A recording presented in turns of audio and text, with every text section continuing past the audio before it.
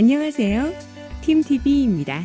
최근 많은 국가들의 백신 접종 시작과 백신 여권을 도입하기 위한 계획들을 세우면서 베트남의 백신 여권에 대한 총리의 지시와 계획들을 전해드렸는데요. 우선 베트남의 정확한 입장은 오는 7월부터 베트남 당국이 백신을 접종한 해외 관광객 입국을 허용하는 방안을 검토하는 것으로 알려졌다고 보도했습니다. 개방이 아닌 검토입니다. 이 기사 이후 한국에서는 마치 베트남이 오는 7월부터 백신 여권 제도를 시행할 것처럼 보도했는데요. 하지만 베트남 당국은 아직 정확한 입장을 밝히지 않았습니다. 총리의 검토하라는 지시가 있었을 뿐이죠. 총리의 지시 내용이 담긴 기사 이전에 류영화 이남 박사는 인터뷰에서 침체되어 있는 관광산업을 회복하려면 오는 7월부터 시행할 준비 중인 태국처럼 백신 여권 제도를 도입해야 한다고 강조하였습니다.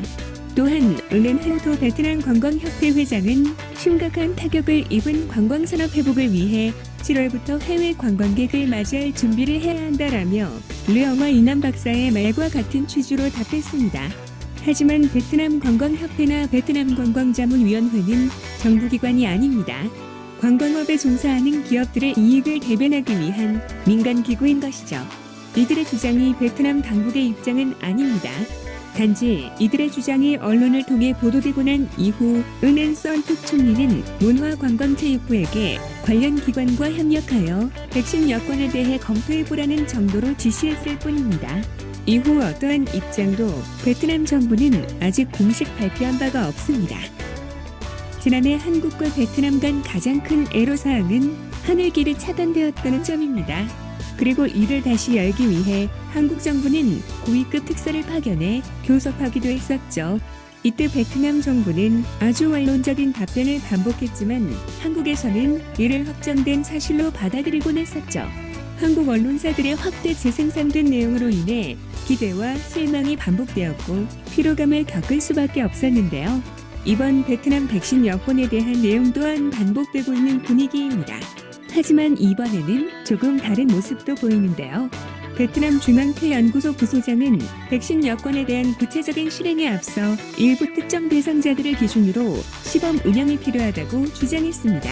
이미 백신 접종률이 높고 백신 여권 정책을 시행하고 있는 국가들을 대상으로 적용할 수 있다는 내용인데요.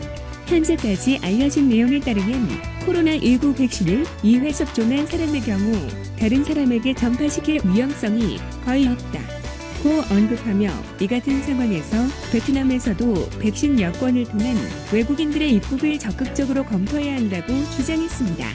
한편 지난 3월 12일 진행된 코로나19 중앙운영위원회에서 베트남 총리는 보건부의 백신 여권 관련 문제에 대한 기초 단계 준비를 지시했는데요. 이에 따라 보건부는 정보통신부 및 주요 관련 기관들과 협력하여 백신 여권과 관련된 기술 솔루션을 완성해 2021년 4월 초까지 출시를 목표로 진행하고 있다고 밝혔습니다.